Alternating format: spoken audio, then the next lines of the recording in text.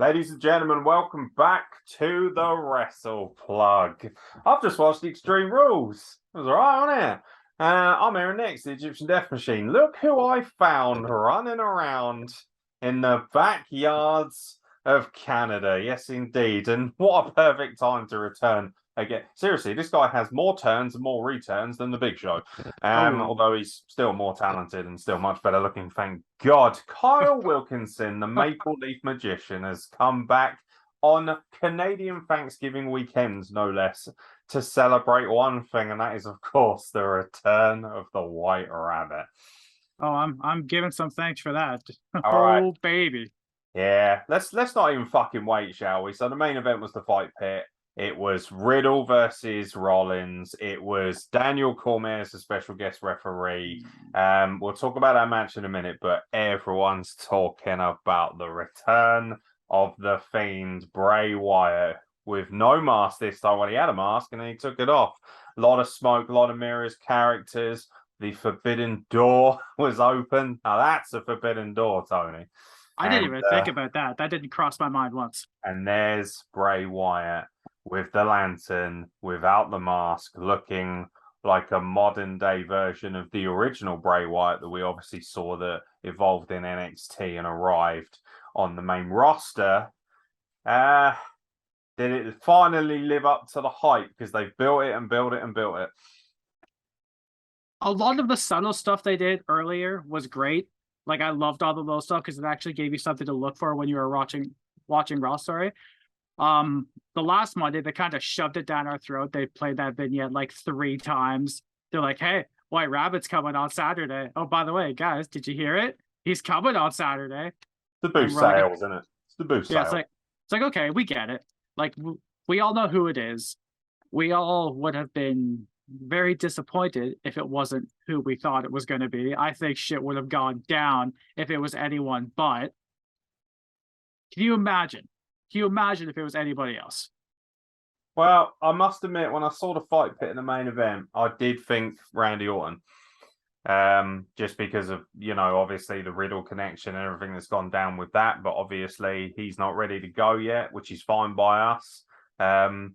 All of a sudden, the landscape of WWE feels so strong. You've got so many great elements that they've built over the last few weeks, especially. The Bloodline is firing on all cylinders. KO feels like a big deal. You've got a very strong women's division with high-quality women's champions in place. You've got star power on all these different ends.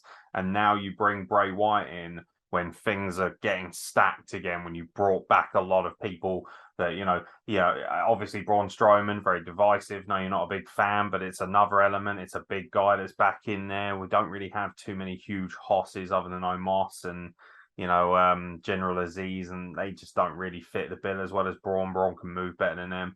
It just feels like everything's starting to click. They had a lot of patience. They removed a lot of talents. They released a lot of talents. And you got to think now that a lot of these talents that were released, including guys like Bray Wyatt, it was kind of like that thing of, you can either look at it of 2 ways. Either Triple H has sort of said, right, I'm in charge now, so I'm bringing all these guys back in, or it was a case of they always had the kind of first refusal on them anyway.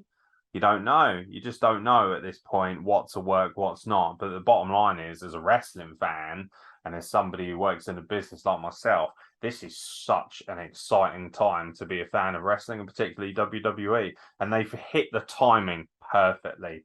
While AEW is all over the place, there's infighting, there's a lot of politics and shenanigans and things. WWE are just fucking laying down hammer blows while they're on the floor. Like, that's how it feels. And not to say that AEW doesn't have some good stuff going on, but there's, we're not talking about that. We're not talking about what AEW is doing well. What we're talking about right now is what WWE is doing exceptionally well. And they're starting to create a product that all of a sudden you have to watch every week. It does feel like it's gone back to that Attitude Era version of, I've got to watch every week because I might miss something. Now I've got to watch Raw tomorrow night because of Bray Wyatt. I'm like, oh, is Bray Wyatt going to be on Raw? He may not be. They might leave him for a little while. You don't know.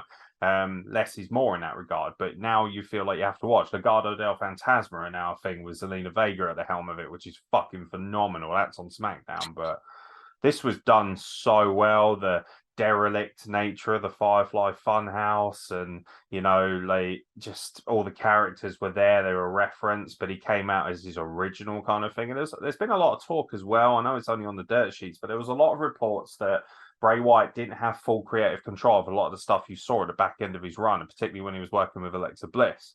And there was a lot of rumors that suggested that, you know, Vince sort of saw the value in Alexa Bliss more than Bray Wyatt. And he thought, well, if we get rid of him, we can still have, you know, Alexa Bliss kind of do her thing. And the whole thing just seems to be clicking into place. But the moment and the crowd and the roar when he took his mask off that's one of those moments you're going to remember, you know, years down the line. That was very, very special. I think with all the I love the QR codes. I love the whole kind of, you know, you had to follow the white rabbit. You had to go down the rabbit hole to kind of put two and two together. People were getting the coordinates right, and they were finding out where these coordinates were and stuff. It was just so, so well done.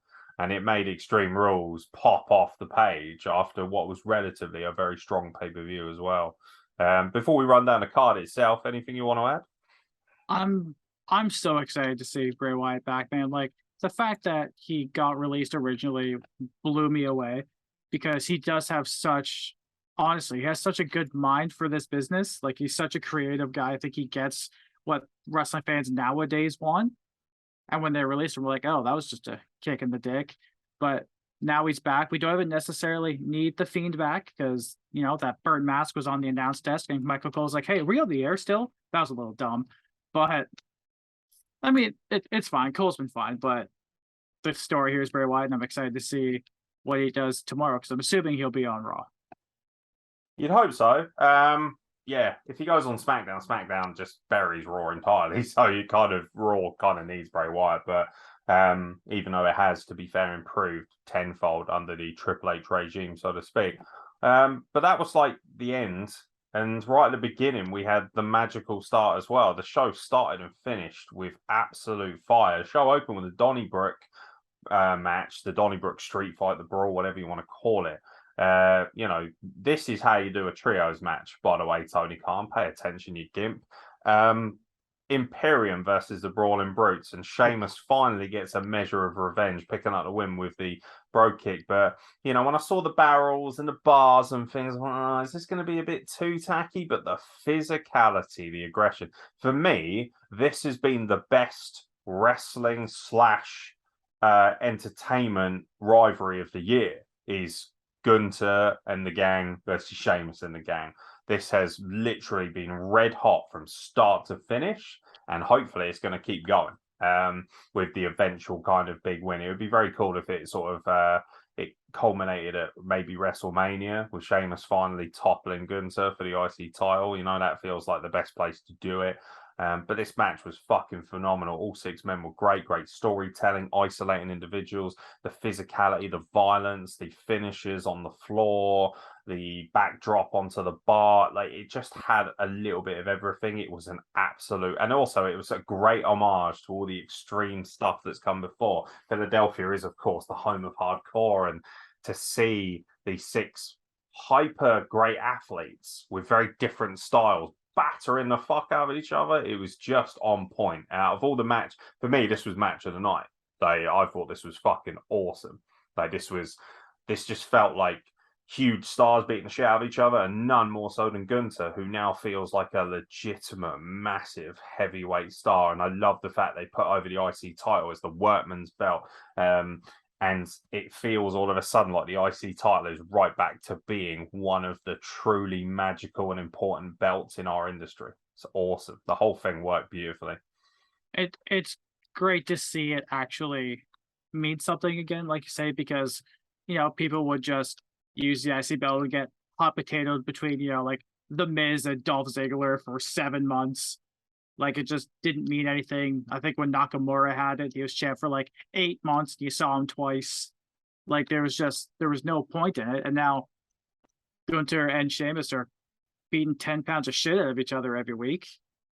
It's brilliant. Maybe it's not like the Bret Hart style of workman's championship that everyone wants, but sometimes you just want to see 2 guys beat the holy hell out of each other. And what better way than these 2?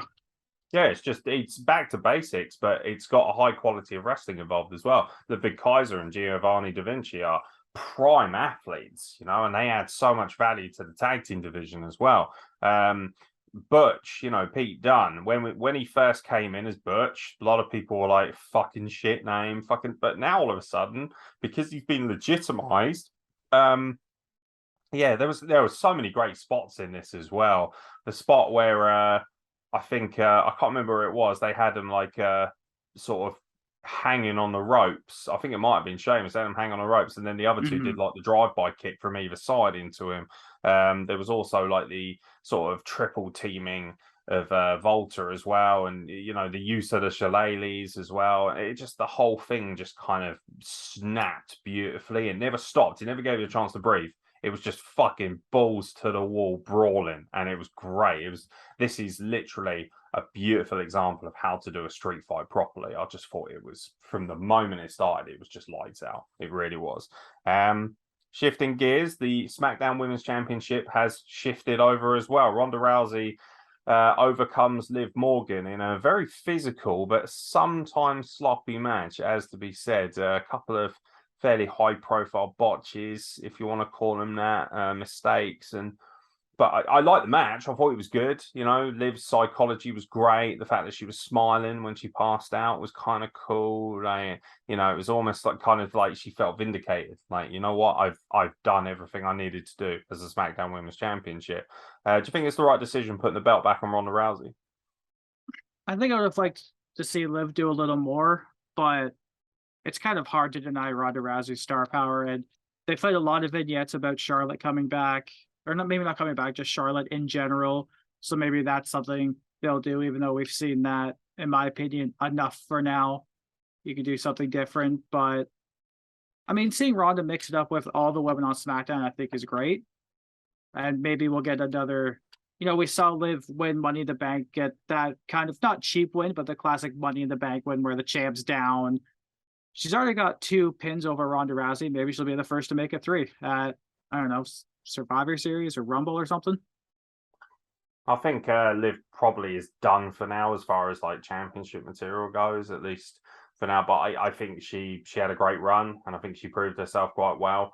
I like the physicality of this match. Some of the spots were actually really cool. I like the use of the strap, you know, to kind of tie her around the ring, and she started beating the shit out of her with a back, caught her quite nastily on the wrist and the arse a little bit, and that like, you know, it was good. I liked it. It was a good match. One of the things that was a problem was, once again, it was put. So this is the second high profile pay per view. What was the last one? I think it was Clash at the Castle was the last sort of major pay per view.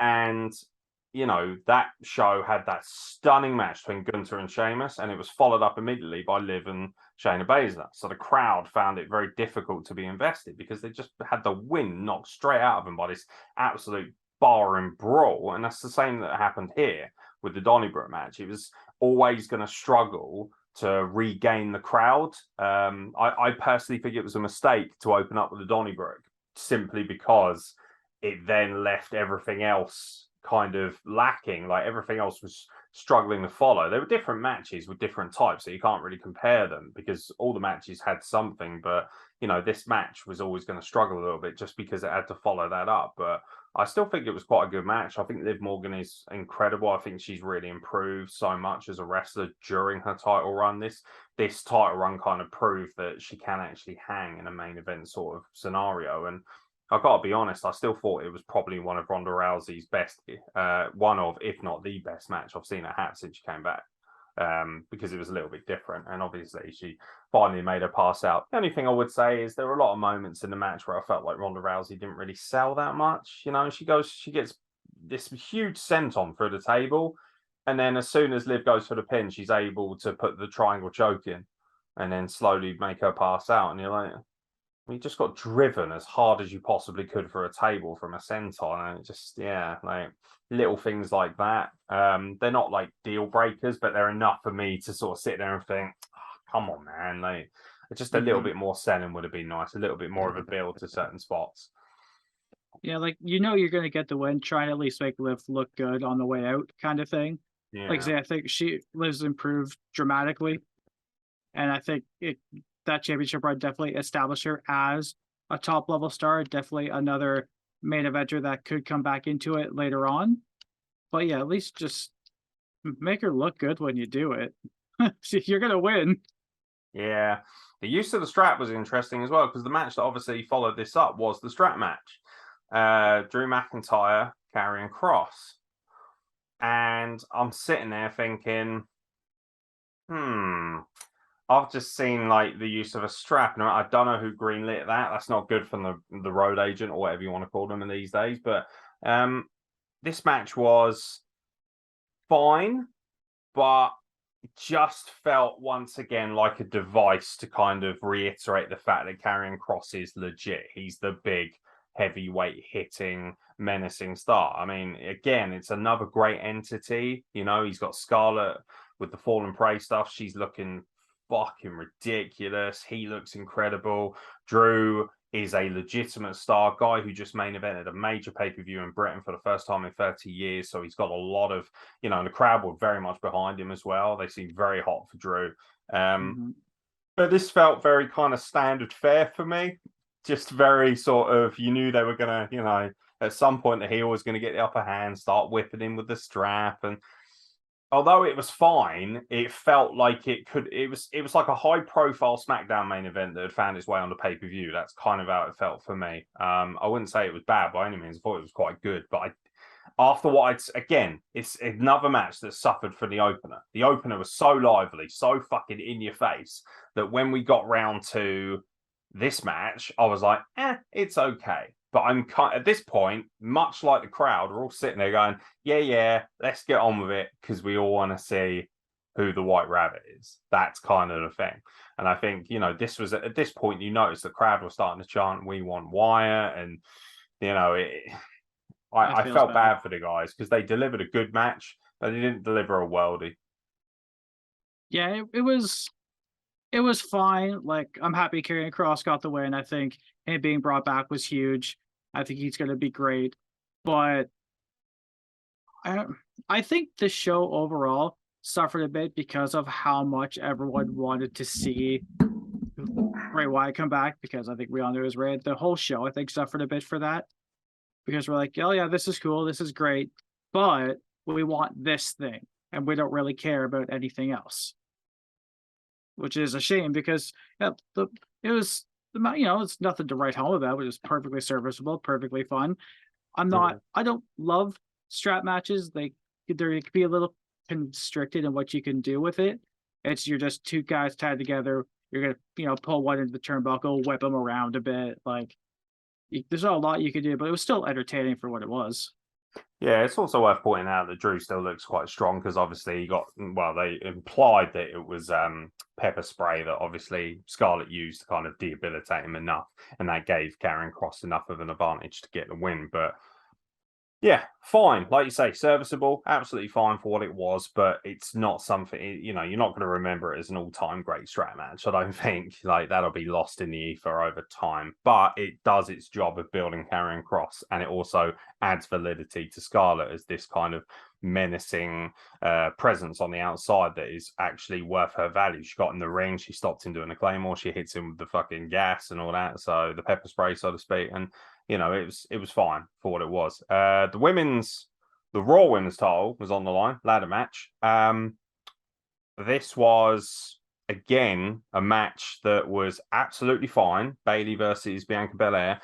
No Alexa Bliss and Asuka. They've been written out due to injury because they've been assaulted, obviously, by Damage Control on Raw. And obviously we saw Damage Control in this match. This is another match. Did this live up to the hype as a women's ladder match? Because they tried to make a big deal out of it. This is the first time that the Raw Women's title has been defended in a ladder match. Obviously, we know that Bayley has an incredible heritage when it comes to these high-profile firsts, like the Iron Women's match and the ladder match that she had with Sasha Banks, which was an absolute worldie at NXT TakeOver, I believe, in Brooklyn.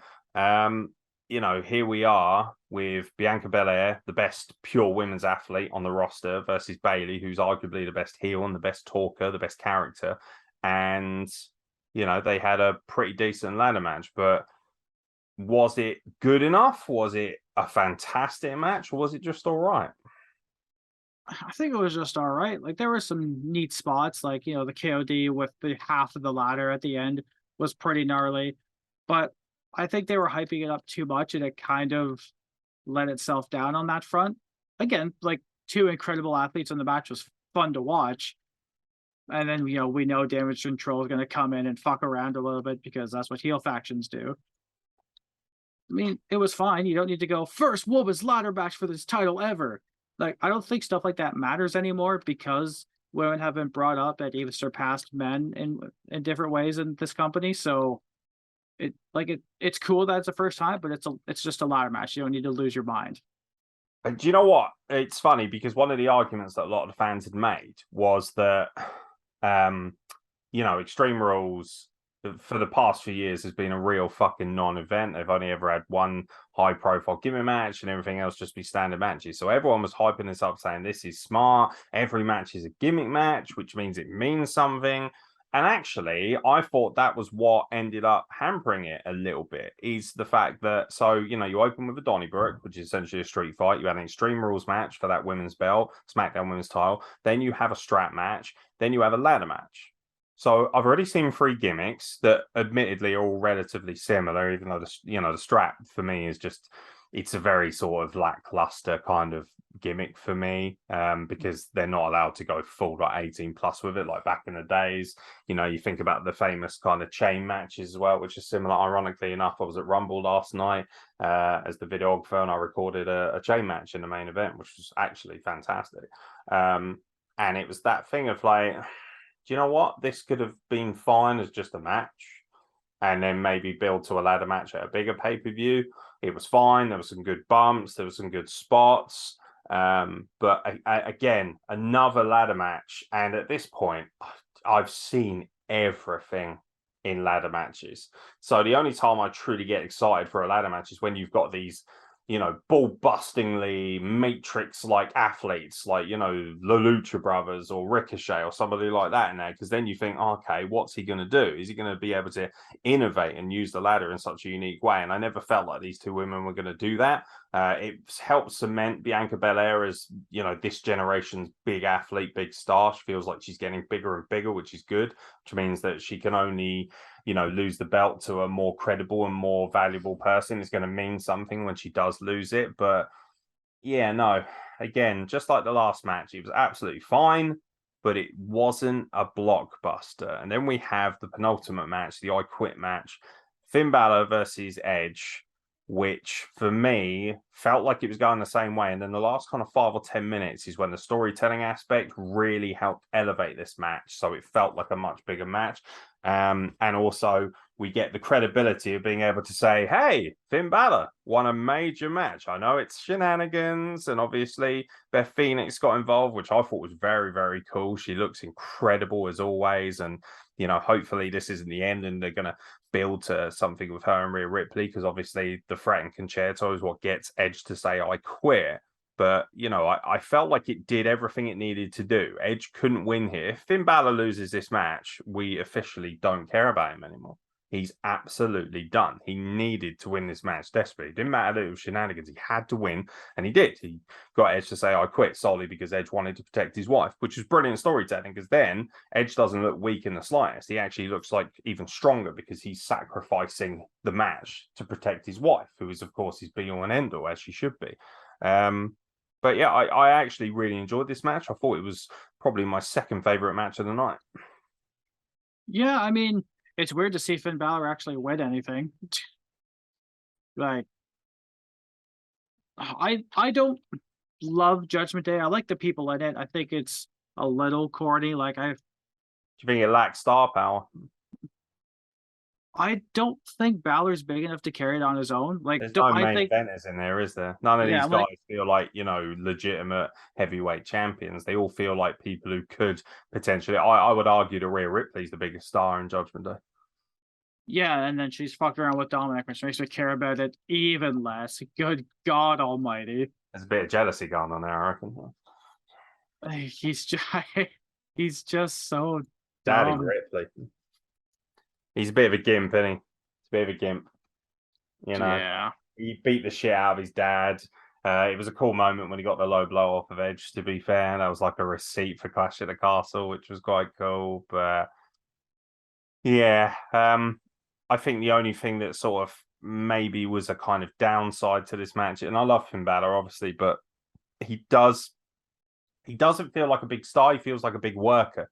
He feels like, what Claudio Castagnoli is to AEW, where he's a big star because he's one of the better wrestlers, but he's not a big character. He's not a great talker. He's an okay talker. He's definitely getting better on the mic, and he's definitely flourished, I think, fairly well in the Judgment Day scenario, but he still just doesn't. He feels like the leader of a very strong mid-card faction. He doesn't feel like, the leader of the Bullet Club. This doesn't feel like DX. This doesn't feel like NWO. It doesn't even feel like the Wyatt family or anything like that. It just feels like aces and eights.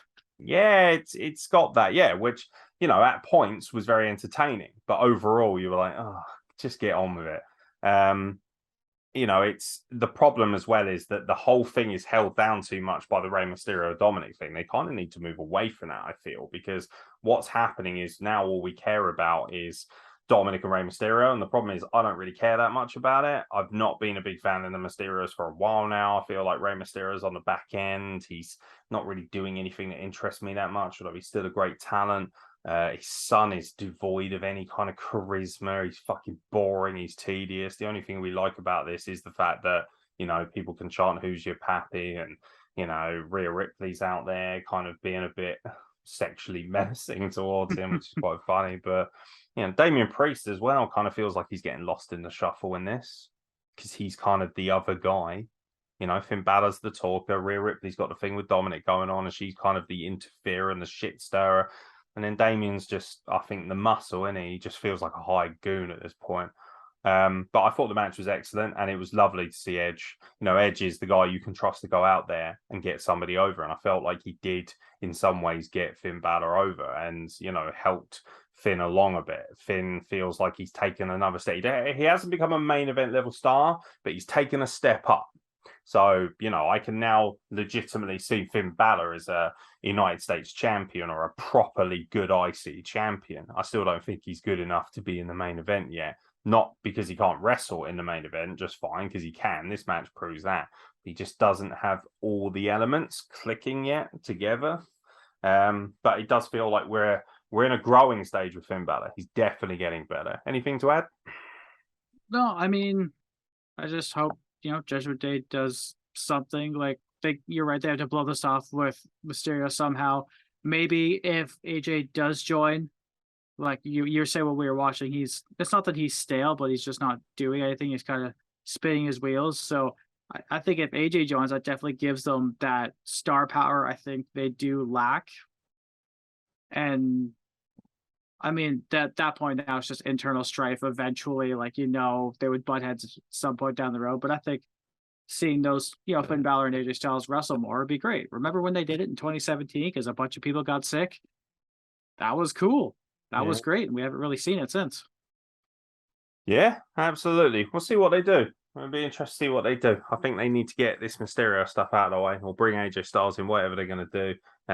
But yeah, bottom line is that it did what it needed to do. And then, of course, the main event, which, everyone will forget, really, let's be honest, because of Bray Wyatt. But he wasn't attached to the main event in any way. It was kind of like he was like the unwritten main event, so to speak. Is the Fight Pit, which of course is Seth Rollins and Matt Riddle, with DC Daniel Cormier as the referee, which for me was an abject failure. I thought he sucked. He just didn't look. I know he's legitimate. He could whip my ass, obviously, but he didn't look in great shape. He didn't really sort of look, and also he was a bit clueless. Even the commentators at one point were chastising the fuck out of him because he didn't start the count. He was too busy checking on Riddle after the curb stomp. for me, the match was absolutely fine because it didn't go on forever. Felt like it was only about 15, 20 minutes. It didn't go completely ballistic. I was worried it might go 40, 45 minutes. I was curious. I think the problem as well was that the fans were sitting there thinking, okay, that's great, but we all know what's coming and we're all waiting for the lights to go out. And this match, you know, what you could have put anything in the main event, and unless it had like, you know, The Rock and Austin or something like that, we were all going to be sat there thinking, yeah, that's great. Can we have Bray Wyatt, please? Because that's what we're all waiting for. So, you know, it was fine. Matt Riddle wins. The only prediction I didn't get right, actually, I was 5-1 on this show. I had Rollins to win. You know, Rollins taps out as well to the triangle choke, which is fine. Again, though, you know, we'd already seen the big submission finish with Ronda Rousey. So it lessened the impact of Riddle tapping out Rollins for me as well. And by that point, I was like, yeah, you two fuck off, because I want to see what kind of supernatural shit is going to go down. That's basically what I'm here for, with the door and stuff like that. How was the match for you? I mean, I don't remember watching I think there was, 2 fight pits before this? I know it was Riddle and Thatcher. And then Thatcher and Ciampa, I believe. Oh, okay. Yeah. I don't remember seeing those. That might have been during kind of 2.0 or something, and I didn't watch a lot of 2.0 because it was bad.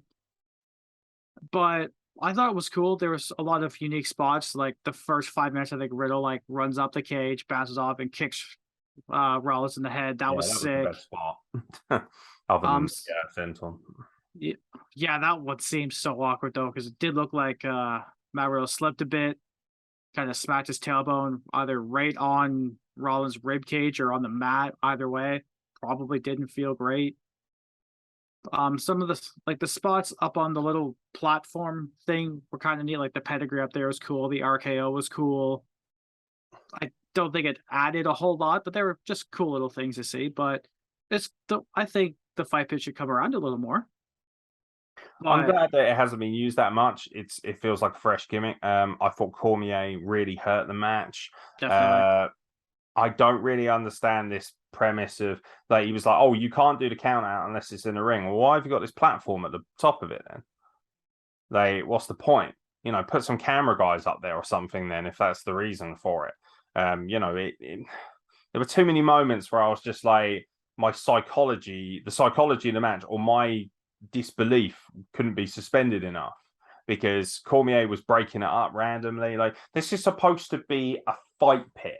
It's supposed to be like a proper UFC style, you know, it's like UFC, but brutal, you know, even more brutal. Well, that's what they're trying to present it as. Obviously, it's not, because it's not real. I get that. But, you know, it just frustrated me, because there were so many moments where I was just like, you don't need to be involved. Get out of the way. You know, I almost felt like it's, dare I say, he was trying to get himself over. You know, maybe he'd been directed to do that, but it just didn't make any sense. Why are you putting your hands on the contestants? And, you know, why have you got Seth Rollins up against the cage? That makes him look like a little bitch. You know, it makes him look like both of them are like begging off, sorry, ref, sorry, like, please don't kick my ass. Like, yeah, that's great, but this guy's out here looking like, you know, Philip Banks from the Fresh Prince. And bottom line is, like, I just didn't take him that seriously. I don't care that he's legitimate UFC heavyweight or light heavyweight champion or whatever it was that he won. Like, you know, I don't care. You know, if he come out, you know, jacked to the gills and whatever, cool.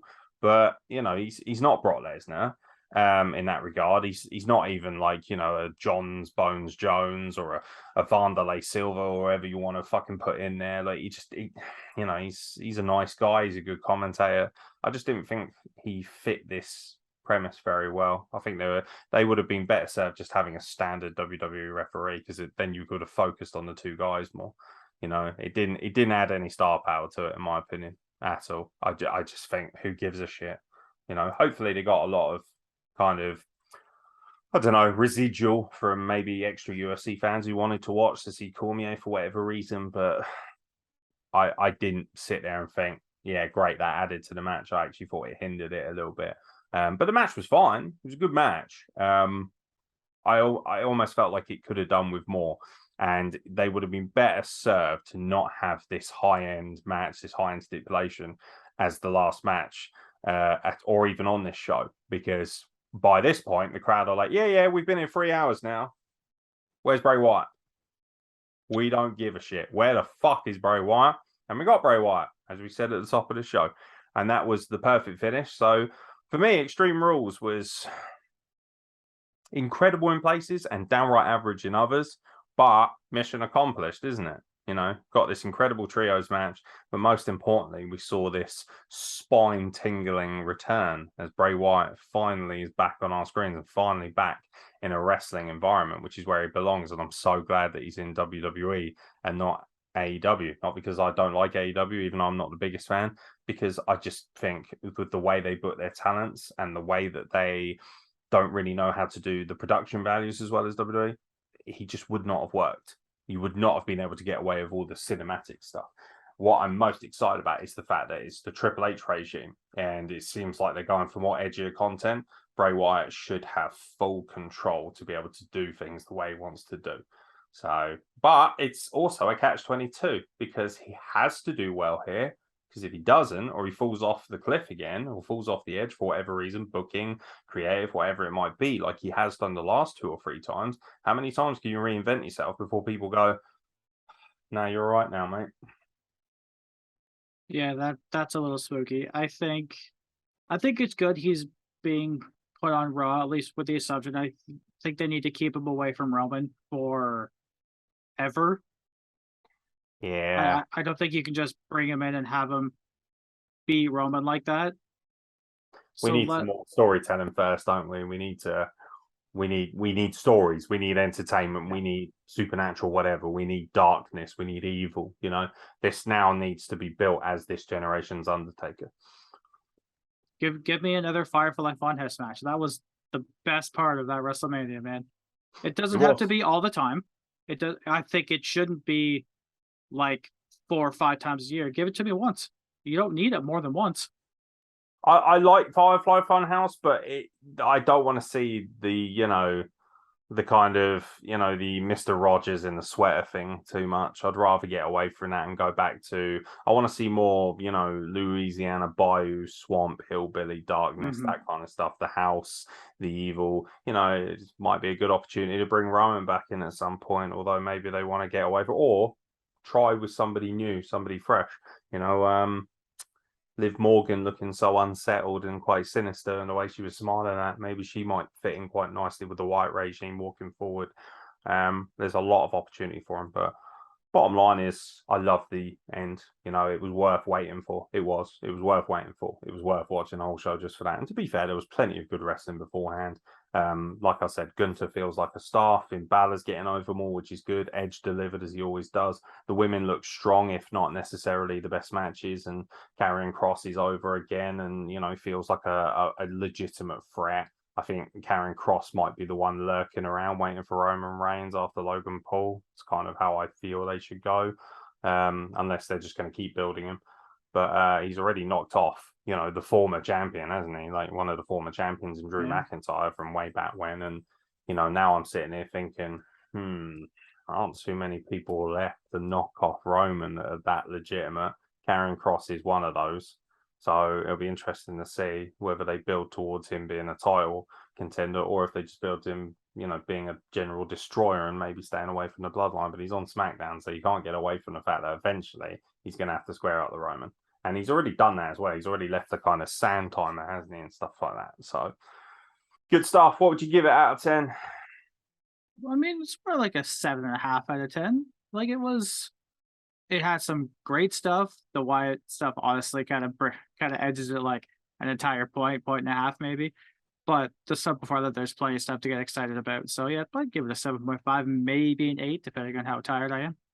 Yeah, maybe because I'm tired. I'm quite ill. I've been struggling quite a lot with my health lately. So it was like there was a little part of me. It was like, oh, I'll just get on with it. I feel rough as it is, but once the Wyatt thing came around, it sort of gave me those chills, that buzz. I thought that's very cool, and I'd probably say a 7 overall. I think it was fairly serviceable. I thought it was excellent throughout. Well, it was good throughout and excellent in places. That's how it felt. But yeah, let us know what you think, guys. Let us know. Leave us comments below. Obviously, say hello to Carl Wilkinson because you probably won't see him for another 4 months at least.